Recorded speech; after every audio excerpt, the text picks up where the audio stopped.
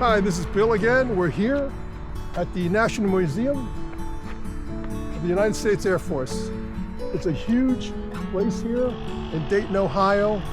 There's 4 hangars that we could go through. And actually, what I've heard is that it's going to take 3 to 4 days to even go through this whole facility. But we're going to try to squeeze it into one day. Okay? So without further ado, let's go.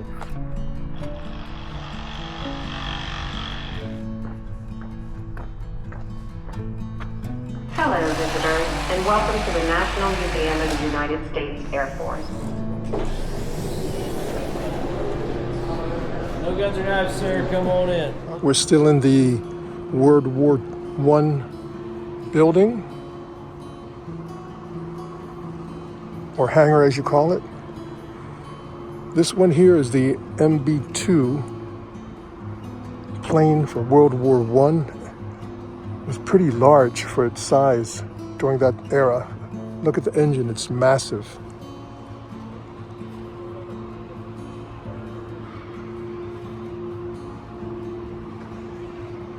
Look at the ordnance underneath the belly of the plane.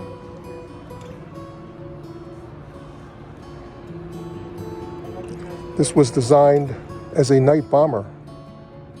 They sacrificed speed for maneuverability and carried heavy bomb loads.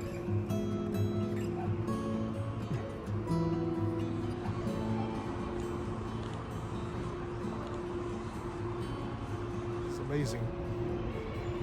So in all 4 of these airplane hangars, they have over 350 planes.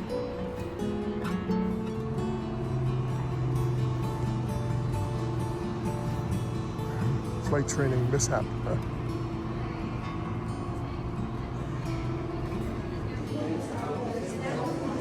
Okay, let's see where we go next.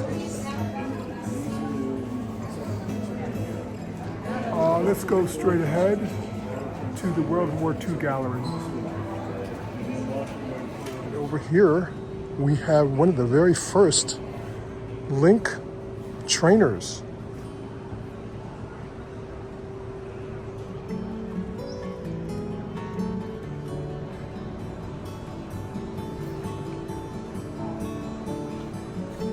And over here we have the P-40E, also known as the airplane for the Flying Tigers of World War II. The P-40 was the best fighter available in large numbers during World War II. They fought, engaged in Japanese aircraft at Pearl Harbor and as well as in the Philippines. The B-25B bomber.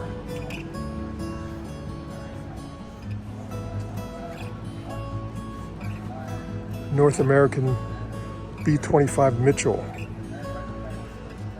This was the type used by Lieutenant Colonel Jimmy Doolittle for the Tokyo raid on April 18th, 1942.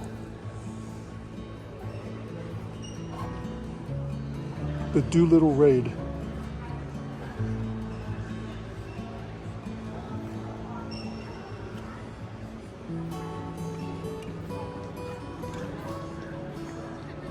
And here is the Memphis Belle.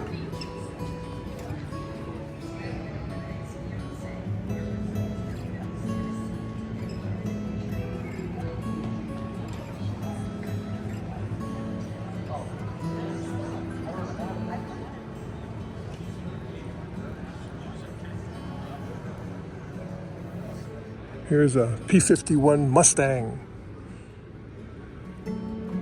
One of the best and most well-known fighters of the U.S. Army Air Forces during World War II.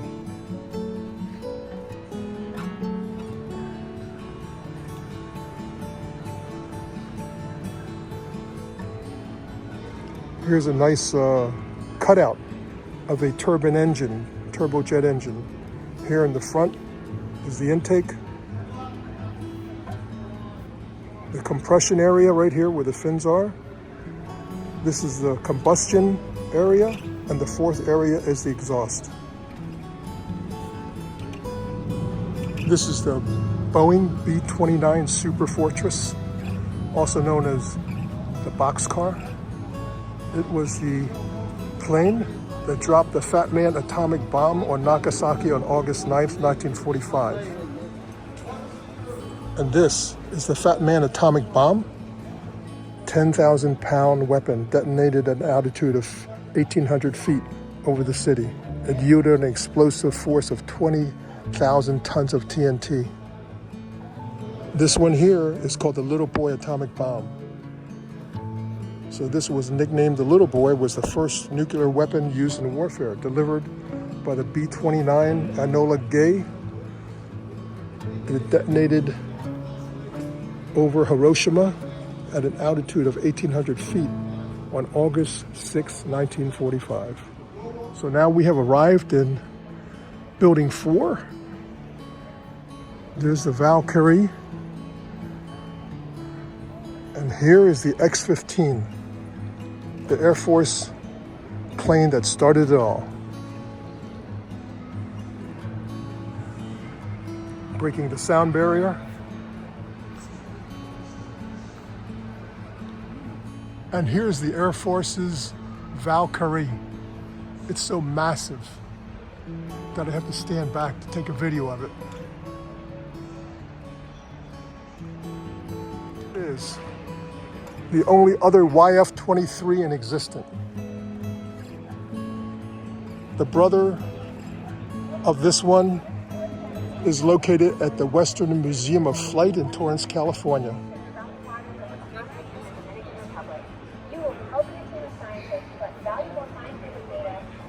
The YF-23 was built by Northrop Grumman to compete against the F-22 Raptor, which actually won the contract for the Air Tactical Fighter competition for the Air Force.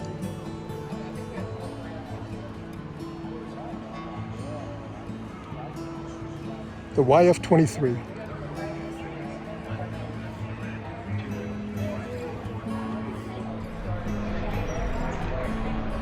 The YF-23 Gray Ghost.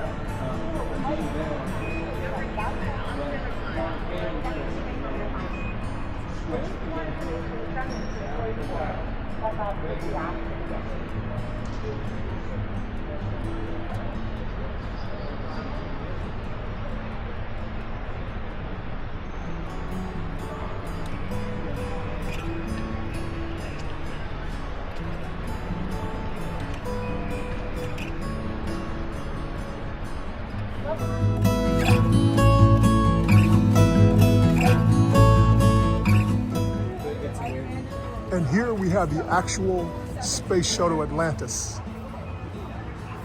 So let's go inside.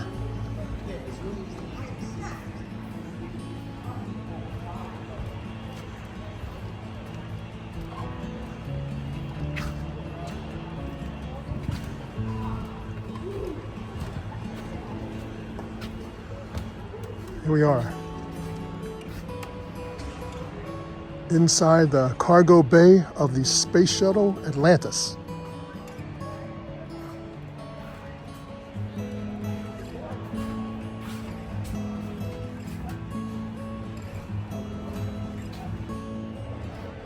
Okay, let's go up top.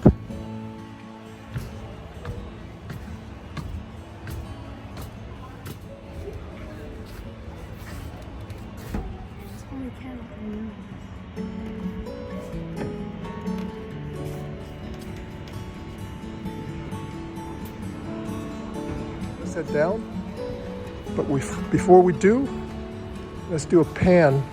This is a nice view of this building 4. of the National Museum for the Air Force.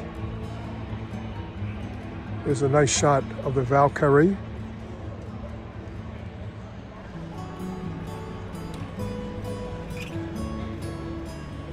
Nice shot of the YF-23 Gray Ghost.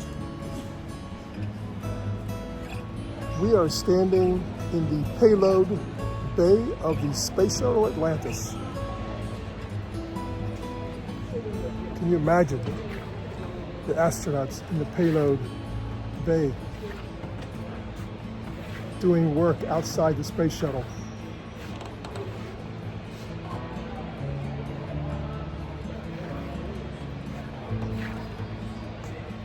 Distance of 16 miles, 2,000 feet above the runway. Okay, I'm going to try this Gear down. space shuttle simulator. Deploying the drag chute.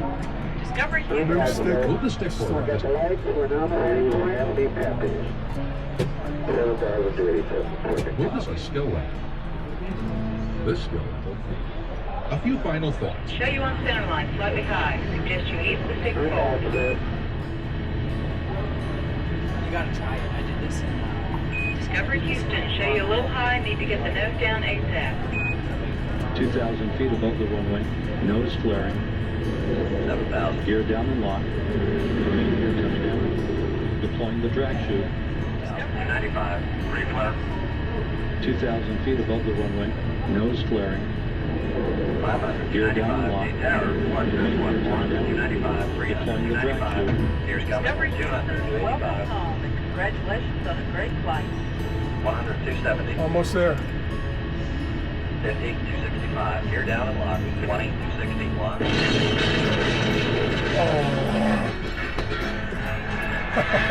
Okay, it looks like you had a little trouble with that approach. So we're going to give you another shot, starting at 3,000 feet. Okay. The autopilot will have you Long-range roll. tracking camera. Okay, so I guess I need to spend a little bit more time on the space shuttle simulator. And here we have a Lockheed C-130 Hercules. Some of these were later converted to gunships. But this plane was used for many humanitarian reasons. For instance, during the Ebola outbreak in West Africa, it carried medical assistance, emergency medical supplies to fight this Ebola outbreak in West Africa.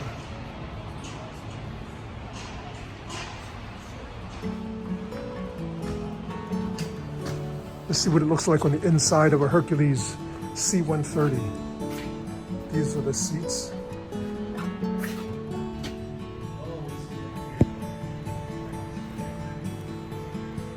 As you can see, the C-130s were used as medical emergency operating rooms as well.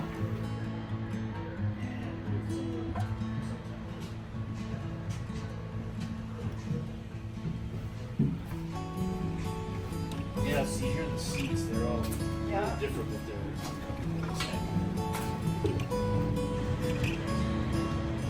And here we have the Douglas VC-54 plane, the first plane to carry a president of the United States.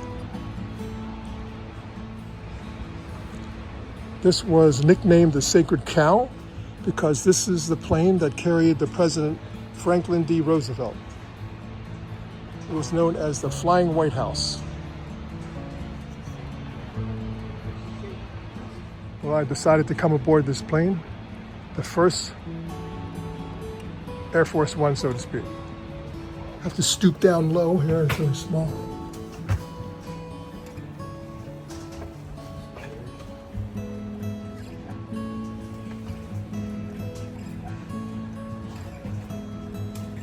It's very narrow here. See the kitchen? Where people slept, the beds.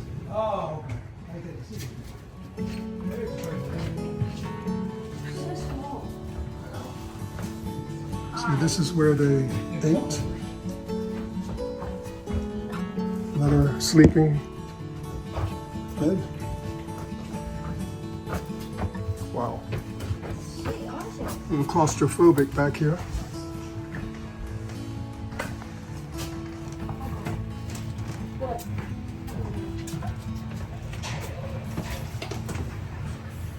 There we go. Another seating area. And we go down.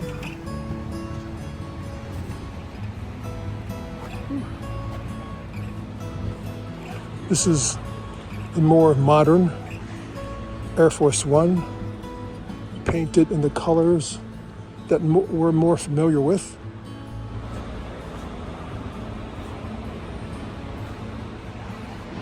This was the presidential jet of John F. Kennedy, a Boeing VC-137.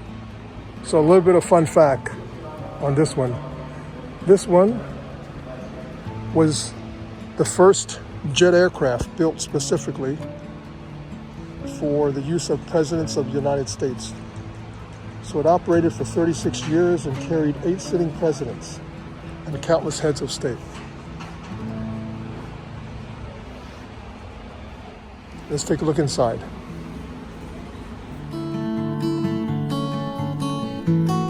This was the same Air Force One that John F. Kennedy used, and the same one where Lyndon B. Johnson was sworn in as president after John Kennedy was assassinated. Let's take a look.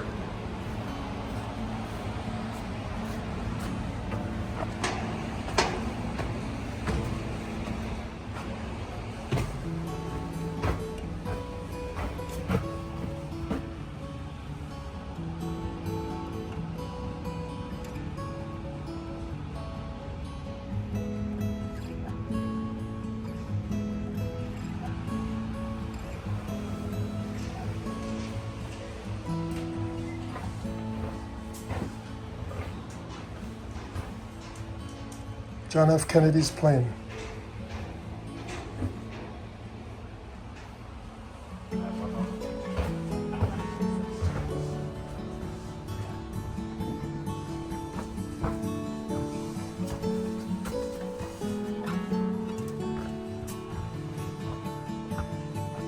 To the left must be the sleeping quarters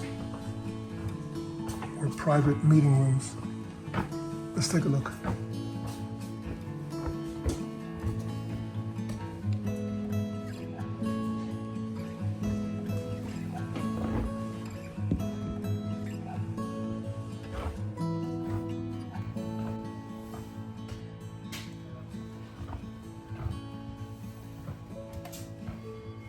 Some more meeting rooms.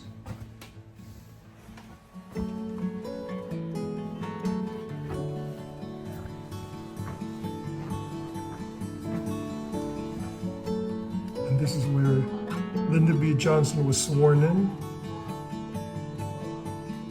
after the assassination of John F. Kennedy.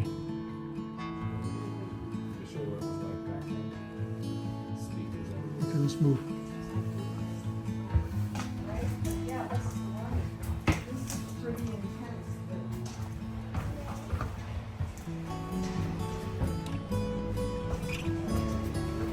Okay, it's amazing bit of history here.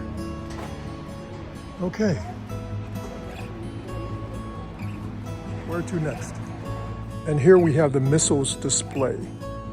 These are Minuteman 1, 2, and 3 missiles.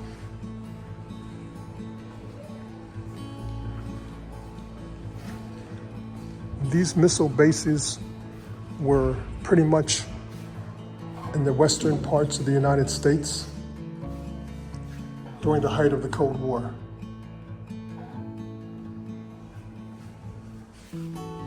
These would be the underground bunkers that would house the missileers. They call them missileers, where they are monitored 24 hours a day, 7 days a week. And these are all underground missiles, ready to fire at a moment's notice. These people actually slept there, ate there during their shifts.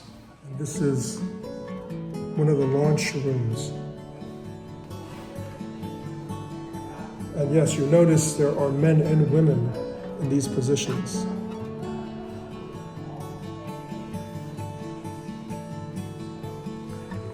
When we talk about holding the nuclear code button, this is it.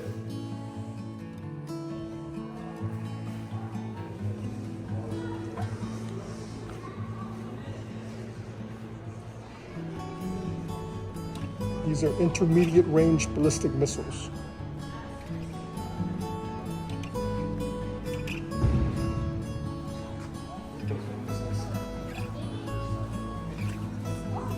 Now we are in the third building.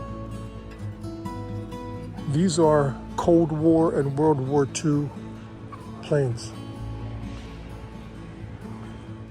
SR-71 Blackbird, able to fly at 60,000 feet supersonic speed, can outrun any missile.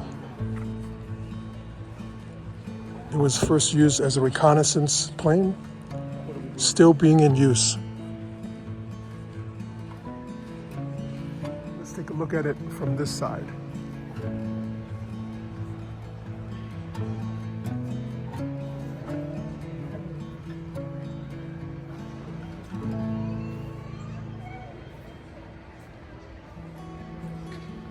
Here we have another Cold War jet fighter.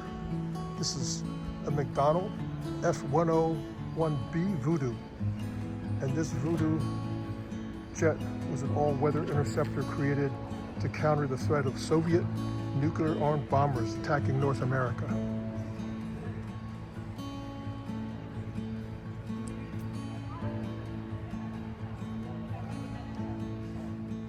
Here we have a Bell Boeing CV-220B Osprey.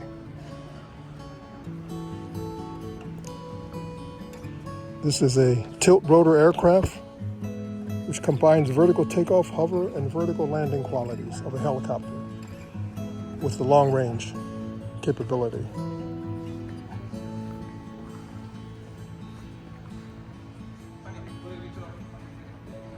So this Fairchild A-10 Thunderbolt is one of my favorites.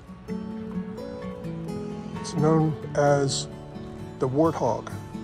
It was heavily used during Desert Storm, and this was designed specifically for close air support of ground forces. The 30mm cannon can do some damage and give somebody a bad day. Coupled with this couple of Hellfire missiles under the belly can also add to the damage.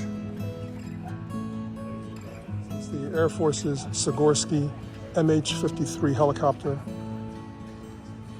Air Force's Special Operations Forces used Sikorsky to covertly enter enemy territory. Its long range, low flying capability gives it the ability to drop off and extract supplies for special ground forces.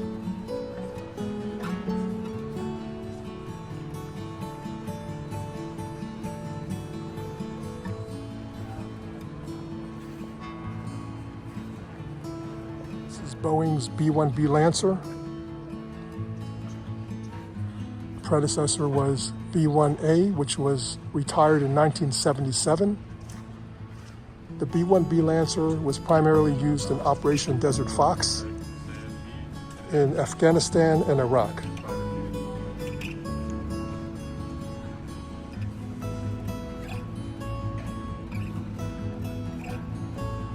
Around this way. It was also used in Kosovo and Afghanistan. But recently, the U.S. Air Force has reduced its inventory of the B-1B Lancer for cost-saving measures. You can see the back here. So now this is what I've been waiting for. This is the B-2 Spirit of Freedom. This is an amazing stealth bomber built in Palmdale, California. All the B-2 bombers are located in Whitman Air Force Base in Missouri. These bombers first rolled out to the public November of 1988.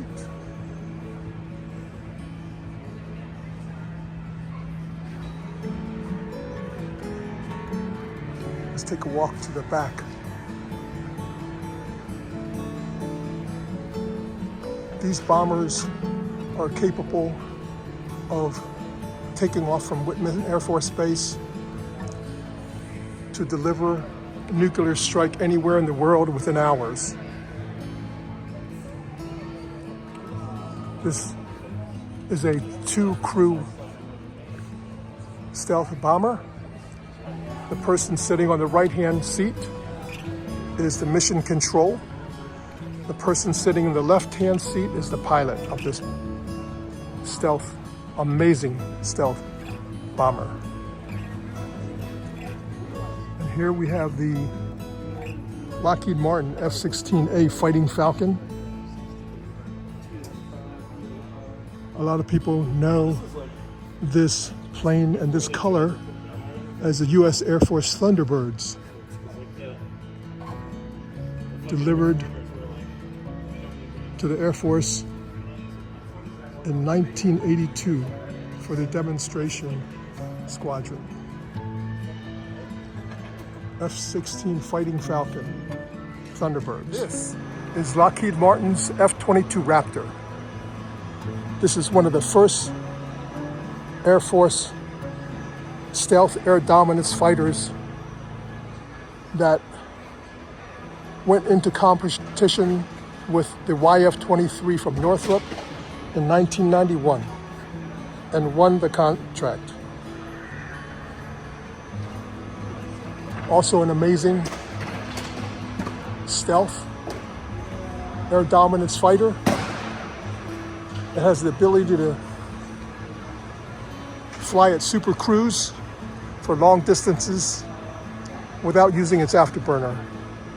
So the advantage of that is that if you're flying super cruise without your afterburners, it reduces the heat signature.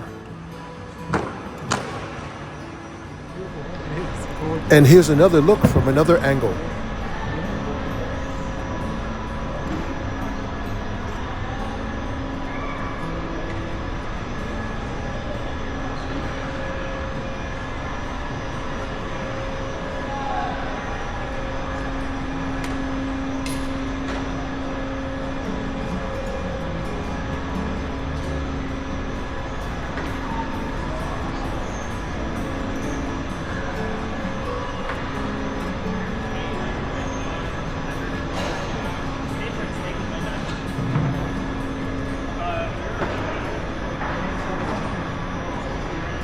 So it looks like they're having a function tonight. The word is that this is a dinner to celebrate the volunteers here at the museum, which is very nice. Okay, let's head back. Now we're wrapping up our trip here to the National Museum for the Air Force by going through the gift shop.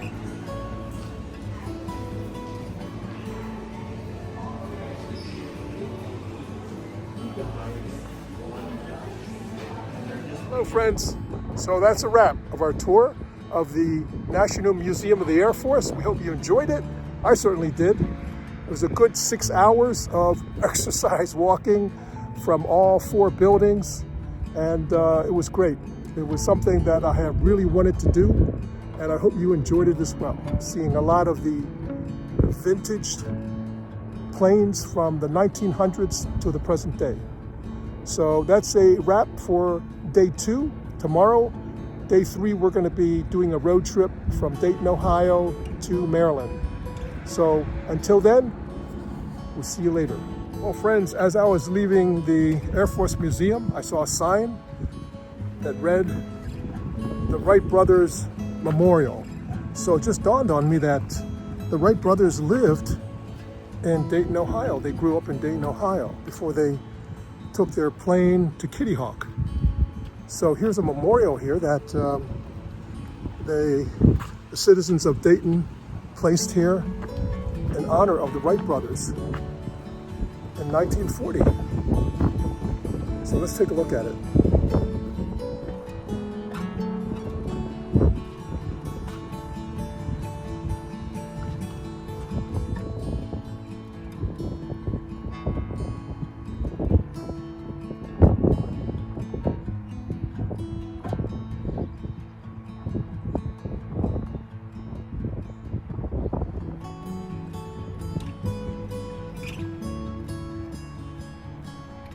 Very nice. They actually chose this area to build a memorial because this is where the first flights of Orville Wright's airplanes took off. Very quiet and tranquil.